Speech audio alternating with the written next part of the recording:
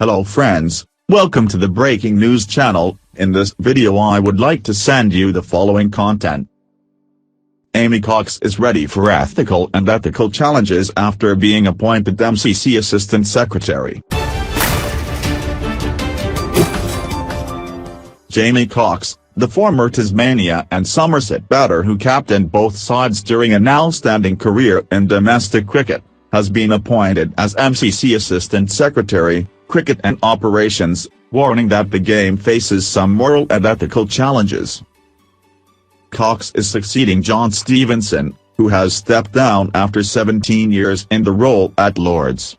The 51-year-old Australian is charged with overseeing the club's outmatch program, which sees them play around 500 games a year, the overseas touring schedule and delivering the influential MCC World Cricket Committee. He starts in September. But Cox believes his period in the role will be defined by a debate over the spirit of cricket and his ability to lift the ethical standards of the game. Cox accepts that any talk of the spirit of the game is fraught with difficulty. He accepts that everyone has a different definition of what it means to play hard but fair and knows that some will dismiss him as naive and crazy. But he hopes the example of recent New Zealand teams, who he believes stumbled across a magic formula, can inspire the whole game and start a debate. "I think our game has some moral and ethical challenges," Cox told us in Info. "But certainly my leadership of the MCC will be defined around the want and need to play the game the right way. It's one of the areas that attracted me to the role. It's not just about the guardianship of the laws of the game but the spirit of the game, too. It's really dear to me." As part of my presentation for the role, I used that famous photograph of Freddie Flintoff hunched over Brett Lee at the end of that 2005 test at Edgbaston. Because it's celebrated as the best of cricket and an example of the wonderful spirit in which the game can be played. But, as I see it, that should be pretty normal behavior.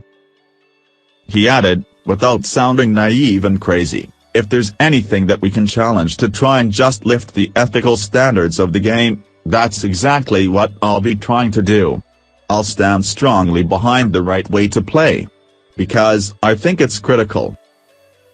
I'm an unashamed lover of New Zealand sport and New Zealand cricket. I've asked people in Australia why haven't we actually done a study based on how New Zealand managed to become #1 in the world? Why haven't we copied them? There are some great lessons to adopt. I unashamedly admire the way New Zealand play. And I think it's fabulous that they've got the reward of winning the World Test Championship after a few near misses in one-day cricket. We've got to think about opportunities to open up the game to new markets and offer the game to people who might have not previously had that opportunity." When Brendan McCullum took over, he decided how his team was going to play and it was going to be true to itself. I think he stumbled across a magic formula, really, and they played the game the right way. I look at the way Kane Williamson behaved at the end of that amazing 2019 World Cup final and I'm just not sure an Australian would have handled themselves in quite that manner. It was so statesmanlike. Some will point out that Cox's own record is not without blemish. While he was a walker throughout his career, a habit which he admits underwhelmed some of his Tasmania colleagues, he was sacked from his job as general manager at the South Australian Cricket Association after a taping-up scandal and the Big Bash. "I made a mistake," he says. "And I got pretty heavily penalised for it. It was a long time ago and it was a pretty basic administrative error. But I've made my peace with it and now I consider it part of my journey. It taught me a lot and I actually think I'm a better administrator, a better person, even, because of the tough times I went through. It's my only scar in the game. It's not something I love but yeah, it happened." Like many in the game, Cox was shocked by the 2018 ball tampering debacle in Cape Town. He feels, however, that Cricket Australia, and Justin Langer and Tim Payne, in particular, have done a decent job of improving the way in which the national team plays and feels Australian teams of an earlier era had something in common with modern New Zealand sides. "I'll never forget the day I woke up and heard the ball tampering news," he says. "It was a horrible time. There's no Australian that's proud of it. But Australian cricket was probably heading that way for quite some time. It had developed an edge. When you look back now, you can see the tension boiling.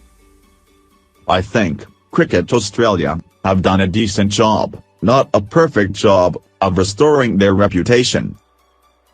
I reckon there was an era, and I speak of the era in which I grew up with guys who were a lot older than me, when they used to play the game incredibly tough, but there was a line that never got crossed. It was always played in the right spirit. Cricket can still be incredibly hard-edged and competitive, but maintain that respect." Another of Cox's challenges is trying to make sure the MCC, something of a bastion of privilege, is relevant beyond the club's membership. And to do that, he believes they have to look beyond cricket's male constituency. "It is a club that's looking to continually evolve," he says, "and I've read enough to know that it understands those challenges. It knows that in order to remain relevant, it has to continue to grow and diversify. The opportunities to grow the game through male participants like myself are probably limited. So therefore we've got to think about opportunities to open up the game to new markets and offer the game to people who might have not previously had that opportunity. With a fresh set of eyes and ears, I hope we can continually lift the bar. I am both excited and deeply honored to be joining the MCC. Thank you for watching our videos. Subscribe to our channel to get notifications when we post newest videos. Thank you and goodbye.